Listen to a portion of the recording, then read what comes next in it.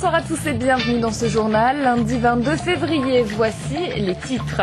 En direction la Picardie, là-bas l'UMP, qui a perdu la région en 2004, engage toutes ses forces pour contrer le candidat socialiste sortant. Quelles sont les stratégies de chacun? Regardez ce reportage réalisé par Anaïs Goubatian.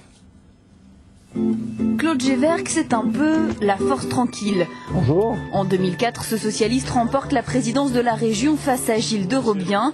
Cela faisait 20 ans que la droite était à la tête de la Picardie.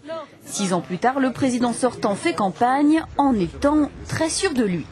Oui, je suis très confiant. Je ne suis pas confiant parce que je vais gagner. Je suis confiant parce que ce que je m'étais engagé à faire, je l'ai fait. Et donc, quand on arrive à 3 semaines du premier tour, si j'étais inquiet, c'est que je considérerais que le travail que je m'étais engagé à faire, je ne l'avais pas accompli. Caroline Cailleux et son envie de Picardie. Voiture et veste customisée, la candidate UMP fait campagne aux côtés de son atout charme, l'ancienne Miss France Élodie Gossuin. Elles arpentent la Picardie depuis bientôt 8 mois. Je suis consciente que les choses ne sont pas faciles, mais nous avons pris le parti de faire une campagne de terrain. Nous sommes partis depuis longtemps maintenant, puisque j'ai commencé mon tour de Picardie en mai-juin, et que je suis allée dans toutes les circonscriptions des 3 départements. Comme dans beaucoup de régions, le candidat PS est donné favori.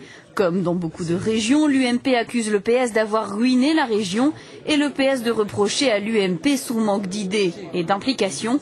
Mais en Picardie, tout ne se joue pas entre ces deux candidats. Au second tour, il faudra sûrement compter sur cet homme. C'est un art de marcher sur les voitures.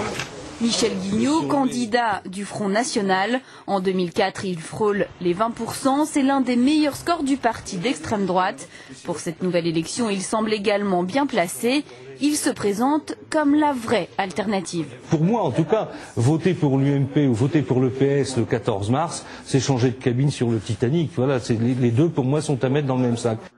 On retrouve Michel Guignot en plein débat sur une radio locale. À ses côtés, une autre figure de Picardie, Maxime Grémetz, candidat dissident du Parti communiste. Après l'environnement, la semaine dernière, nous mettons à l'honneur l'identité picarde. Aujourd'hui, un débat animé ce soir par Vanessa Lamar. Bonsoir. L'identité picarde, un des enjeux de la campagne. Être ou ne pas être picard, ou comment fâcher Maxime Grémetz, réputé pour ses coups de gueule. Monsieur Guignot, vous faites une erreur. L'historique ne m'imagine pas. Non, c'est un Villers-Cotterêts. C'est des erreurs formidables. Vous recopiez, vous lisez ce qu'on vous a écrit là-dessus, vous ne savez même pas le lire.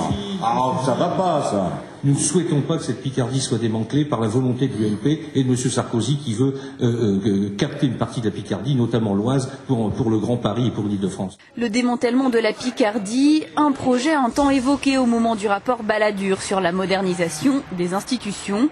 Pour l'instant, rien n'est fait, mais pour le président socialiste, on n'est jamais trop prudent. Oui, il faut rester mobilisé. Et cette élection, c'est ne pas donner les clés de la Picardie à ceux qui veulent la détruire. Il n'y aura aucun démantèlement de la Picardie et je ne serai absolument pas volontaire au démantèlement de la Picardie.